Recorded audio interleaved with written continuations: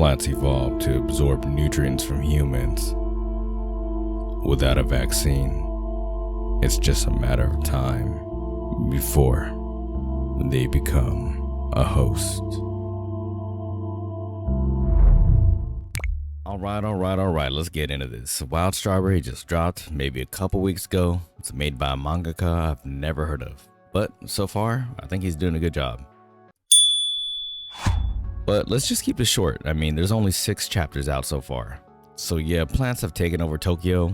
They evolved into almost parasitic monsters. They call them Jinkas, and no one knows why. The main characters are these orphan siblings, Kingo and Kayano.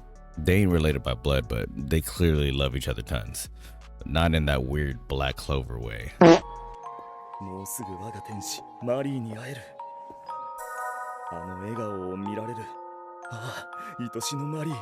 Yeah, if any of you watch that, you know who I'm talking about. What's up with sister complexes in anime? It's weird. But yeah, let's cut it to it. Kayano is infected and eventually does bloom into a full-on Jinka. Now from the first chapter, it looks like these Jinkas are kind of ferocious monsters that need to be exterminated. They even got this flower funeral force that was established to just pretty much murk them. So yeah, Kayano eventually full blooms and they're like, yo, we gotta exterminate this sucker because we've seen what they can do. I mean, in one of the first shots, you can see how vicious they are. You see this Jinka right here, looking like a flower, just completely devours this old guy. Man. Back to Kayano, the funeral force catches up to her and tries to burn the hell out of her. Looks like she got incinerated. But during that moment, the brother Kingo gotta save his sister. He gotta do what he can to prevent her from being in pain, save her life. And in the process of fighting back, the dude gets slapped up, clapped up, and takes a bullet to the brain. But this event is pretty much what makes the story so far. What happens is, Kayano somehow survives the incineration, enters Kingo's body, saves his body, resuscitates him, brings him back to life, and is essentially living inside him. And that pretty much wraps up the first chapter. Now, there's only 6 at this time, and I don't really want to go into much past this chapter. But so far, there are some things that I like.